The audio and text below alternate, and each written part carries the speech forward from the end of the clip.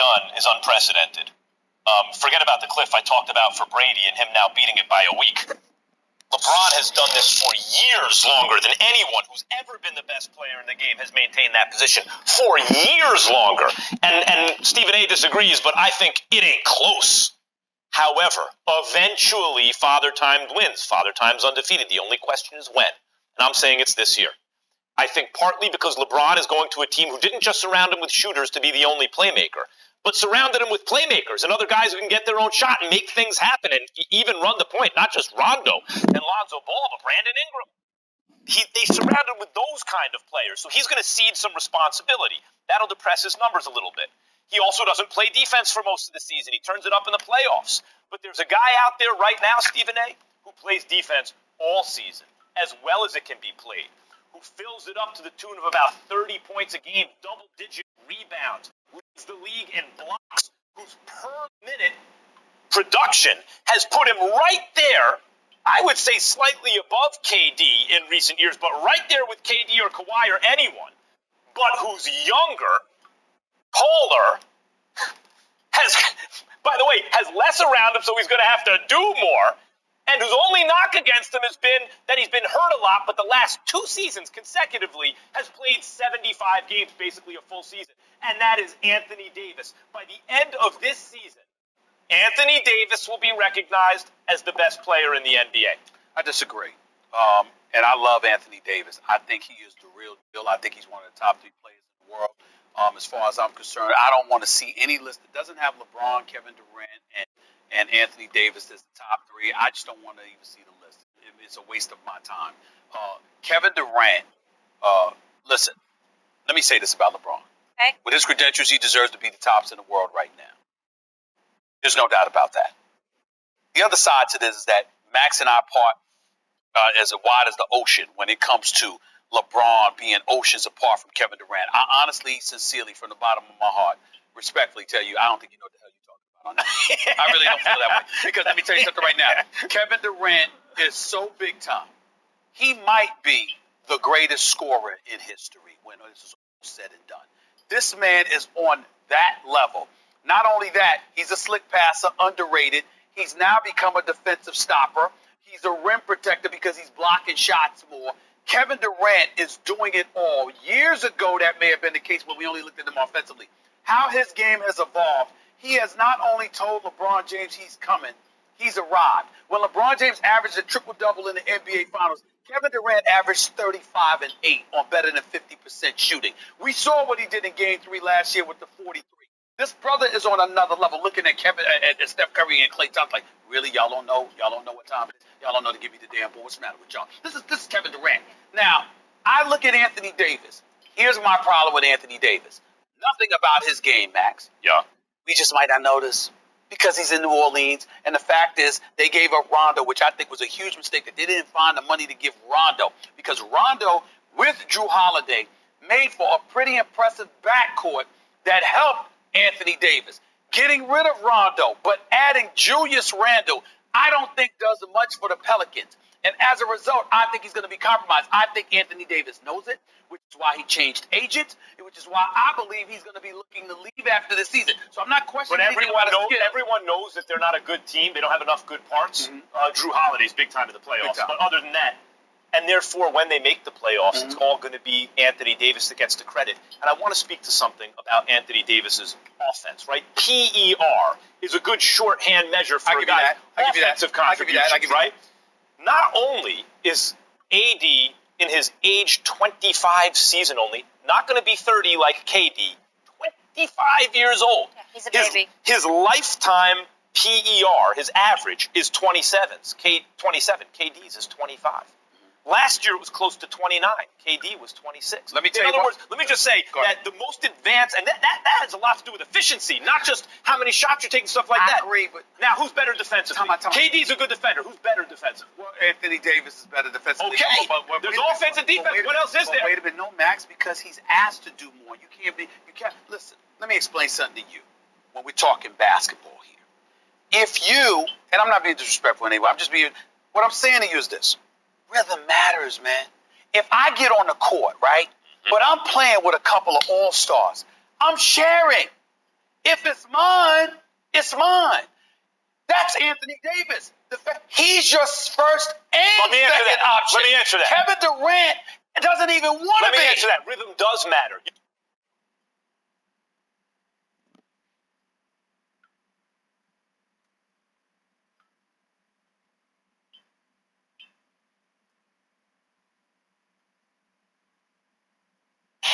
All right, as we have been discussing here, a bombshell out of Minnesota yesterday. Timberwolves All-Star Jimmy Butler requested a trade. Everyone knows the five senses. But what if we told you there's more? We can't fully describe it. But we call it the eight, the ultimate driving machine. And it appears that the Jimmy Butler era with the Timberwolves is coming to an end. The four-time All-Star has reportedly requested a trade from Minnesota.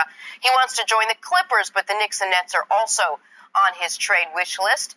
But why the Clippers and not the Lakers? It's being reported he doesn't want to play with LeBron James. All right, Nick, what is your reaction to Jimmy Butler's trade demands? Listen, appealing. Shannon, if Butler and Kawhi go to the Clippers, where does this leave LeBron? LeBron's fine. Like I said, we're going to get a D next year. AD or KD. One of those guys will be a Laker that we, might get Klay Thompson too. Speak it into existence, Right? right?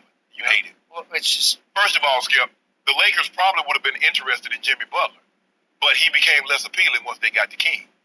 Let's be real, all the way real about that. I mean, people talking like Jimmy Butler was like that. He got to the second round twice. He got out of the first round with Minnesota 0 times. Yeah. So let's stop talking about like Jimmy Butler is a top 10 player. I know, but now the reports are that Jimmy Butler is finding the Lakers less appealing because they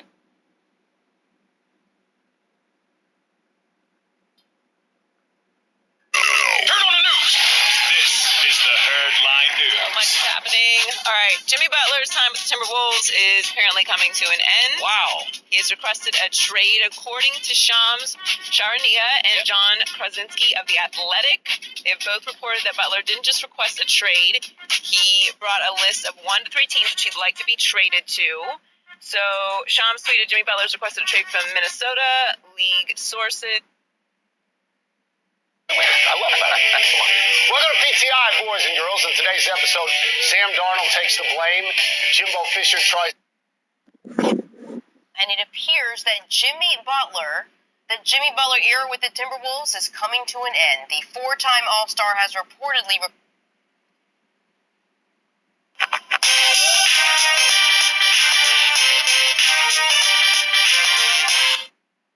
Sorry, Jimmy Butler is down with the Knicks, Nets, and Clippers, not the Lakers. So sources, as you just heard, telling Woj that Butler is most interested in pursuing a future with the Clippers. Stephen A., where should he want to go? I would say the Clippers, but let me say this. Woj is always right on the money with what he's reporting, and basically what he didn't say. It was reported in Adrian Wojnarowski's story originally that Jimmy wasn't that interested in being a... Rose, what up? Dog, I'm David Jacoby. And on the call, check-in. We are Jalen and Jacoby. What do? We get a people! Yes!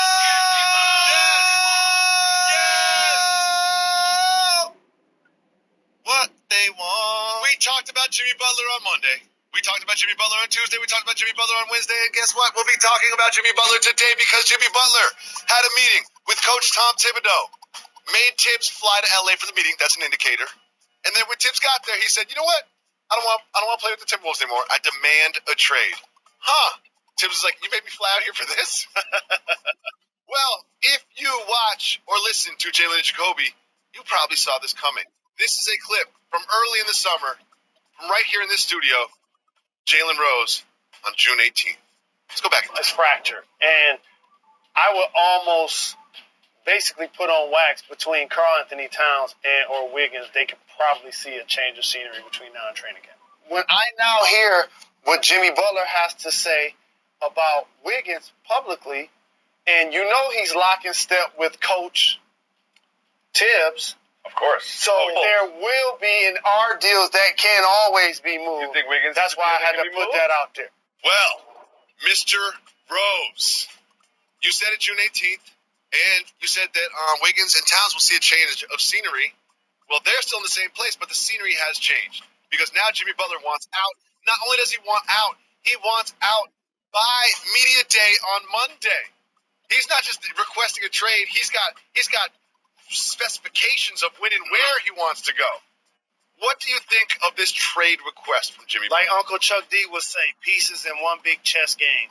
And the reason why I felt so confident coming on our program in June to talk about a fracture in the Minnesota locker room, and just like with the San Antonio Spurs and Kawhi Leonard, you're going to have people that bark back when you talk about their favorite team and try to wonder how you know about splinters that are taking place. But this is kind of what we do for a living. And it became a choice. I talked about them moving Wiggins. Guess what? They weren't able to move Wiggins. His contract makes that pretty much impossible. And Karl Anthony Towns has an extension on the table. Guess what he didn't do? Sign it. So therefore, Jimmy Butler has to be the one to bounce. You my guy, Tibbs. Appreciate you bringing me here. Good luck getting your $50 million. Hopefully you can get some value in return. But I want to get in front of as the Podfather taught me the term, free agency. Forever shout to Bill Simmons. And by the way, this is an NBA thing that isn't germane to this situation. CP3 did this. Mm-hmm.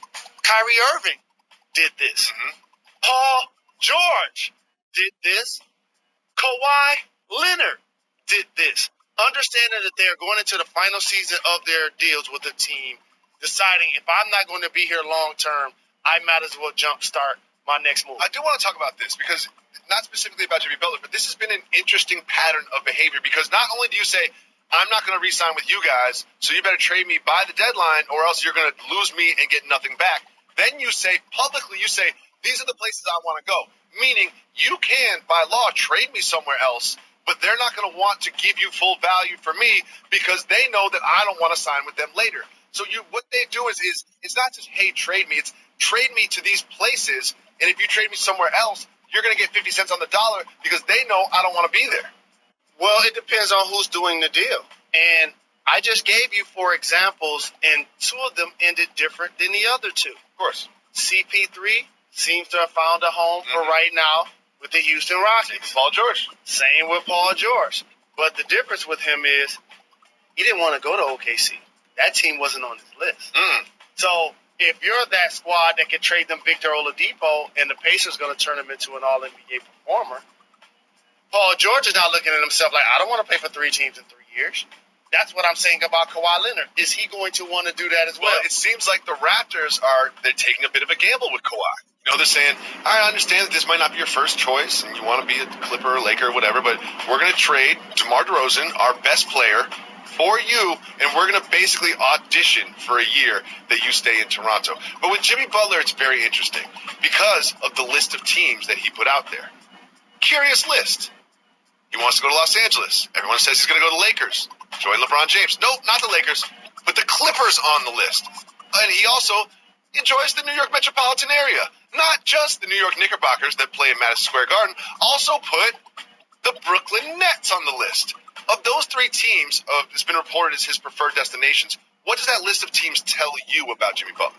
That he wants to play with another max player in 2019. Explain. And he's going to have the opportunity to do so because there are so many players that are notable that comes out of next year's class.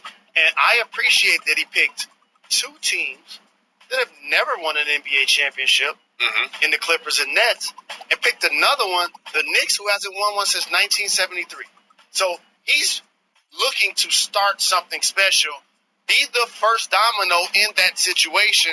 Then he and the club will then be required to recruit another guy to come run with him. So let me say something that I think everyone's thinking, right? If you're Jimmy Butler, he wants to go to these places, and like you said, he wants to go to a place that has room for another max player this summer that could join him, and he's going to recruit another max player there. When he was in Chicago, it didn't really end great. And when he's now in Minnesota, it didn't really end great, assuming he's going to leave. If you are one of those big max players that's considering moving, and Jimmy Butler's recruiting you, does his history of sort of tension in the locker room come into play and deter you from potentially wanting to join him? I don't think it will, because before you go and play with him, like with LeBron, Wade, and Bosh, or like Kevin Garnett, Ray Allen, and Paul Pierce, these are the kind of frank conversations you have with one another, because we're all making a sacrifice. And he's going to be on the recruiting end of that. So like Russell Westbrook, it's his job to make Paul George feel comfortable enough to want to stay. And the circumstances around the teams that I mentioned with the players who exercise free agency, it's still a dice roll now, because Kyrie Irving ain't signed long term to be with the Boston Celtics. No. He could very well A, get traded during the year, and or B, bounce after the year. Or not. Or can stay. Same with Kawhi Leonard. So it's going to be interesting to see how the situations play out, but I'm not mad at having more teams to talk about that have two max players scattered throughout the league. We know about Boston.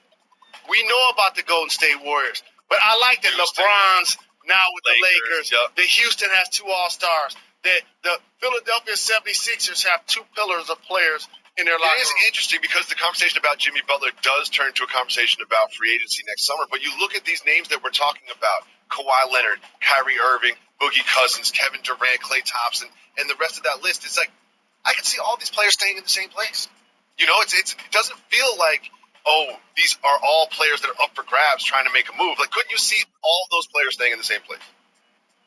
I could see it happening for KD. It's tricky to make the money work. I could see it happening with Clay. I think ultimately the Warriors are going to have to choose between Boogie and Draymond. That's interesting. I think because Jimmy Butler now leaves, the Minnesota Timberwolves keep Karl Anthony Towns. I think Kawhi Leonard's situation is yet to be determined. It's going to depend on clearly if he's healthy, how he plays, how the team plays. There's a lot more factors in that. But I'm saving this one for last on purpose. I wouldn't be surprised if this is Boston's opportunity to make a run with Kyrie based on looking at their roster. And here's what I mean. They can't keep all of the players in tow as a collective based on the salary cap. It's just how the NBA works. And those deals are going to come up, all those rookie deals. And also they have more assets as it relates to high draft picks and good young players. Danny Ainge being able to solidify the cupboard by still making sure that they're a contender on the court. And when I look at their perimeter play, I say to myself, after this year, there's going to have to be a couple of choices to be made. If you keep Kyrie, that means you're definitely losing Rozier and or Smart. If you keep Hayward, that means you're probably going to lose eventually Tatum or Brown. Tatum down the road, Brown probably in the short term. So in order to keep all of those guys, what you could do is try to maximize Kyrie Irving's value and let him be the guy to go. You could. Well, one thing we know is Karl Anthony Towns is sitting with the contract extension in front of him and the pen right here, just waiting for the Woj to drop the tweet that says Jimmy Butler got traded, and then he's going to sign. Well, we talked about it before Woj did, but here's another thing I want to say. I believe that when training camp and media day starts on Monday in Minnesota, Jimmy Butler's still going to be in Los Angeles. I think so too. Just because you want to be traded by Monday doesn't mean that we are obligated to trade you by Monday. And when this news breaks, it's 2018, so you know what happens next. Everyone goes to social media, and it gets socially awkward.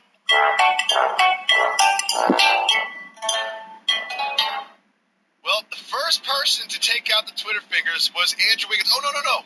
Not Andrew Wiggins. Andrew Wiggins' brother. Right after the news broke, Andrew Wiggins' brother, Nick, tweeted this. Hallelujah. Look at that. Look at Nick Wiggins, and immediately deleted it. You know he got a text. Like, the second went up, he got a text. Like, take that down, dog. Take that down. So then, what happens after that? After that, he takes it down. And then Jimmy Butler, as people do now, you don't directly address that. You indirectly subtweet sneak diss by putting up this Instagram video of himself working out, of course. Beautiful backdrop. Great place for a workout. With a hallelujah, obviously a reference to the tweet. And then, you think that was it? Of course that's not it. Our friend of the show, Steven Jackson, put out a video, And in the video, he questioned the heart of Andrew Wiggins. It was spicy. He went there. And then Andrew Wiggins didn't directly address him, but he wrote this: "Old dudes stay hating like he was anything special, bum. I keep that same energy everywhere I go." So Jalen Rose, it's 2018. People don't directly address each other, but they indirectly address each other the way that they did. Steven Jackson directly addressed Andrew Wiggins. What do you think about all of this social media back and forth? It's just cloudy. It looked like for Jimmy Butler, the thing that nobody's going to take away from his video that I am is that he showed himself doing defensive slides. Oh, I like that. That was the silent shot kill for Wiggins. As it relates Great to point, Jalen. Let's get back to that, because everyone is also hitting buckets. Everyone's also just like shooting. Here I am shooting 5 threes in a row, making all of them. And then Jimmy Butler's like, you know what I'm going to do? I'm going to do some defensive slides. And for his brother to tweet, I just think he's out of pocket. He got to stay in his lane. Things go turbulent with the team that your brother plays for and getting paid $150 million for. You got to keep your Twitter fingers in your pocket. You know what you do? No. You know what? You turn those Twitter into text fingers, and you text your brother hallelujah. And you don't tell everybody hallelujah. That's what you do. So here's the thing. I'm the GM.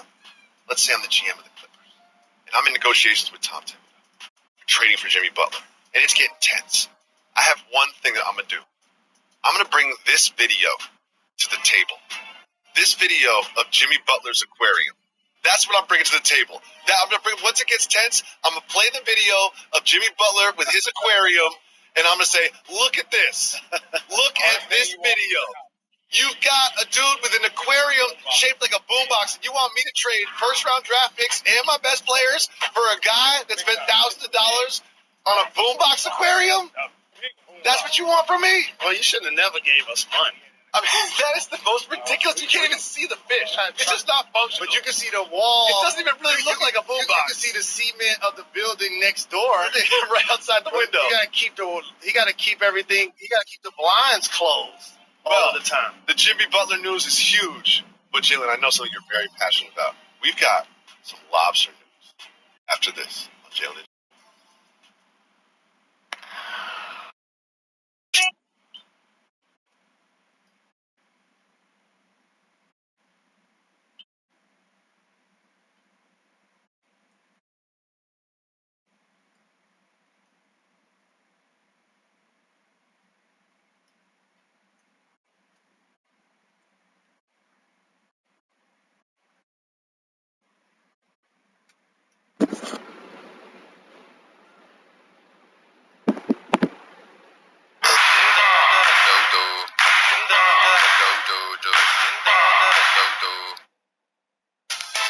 Back here, first things first, we're going viral.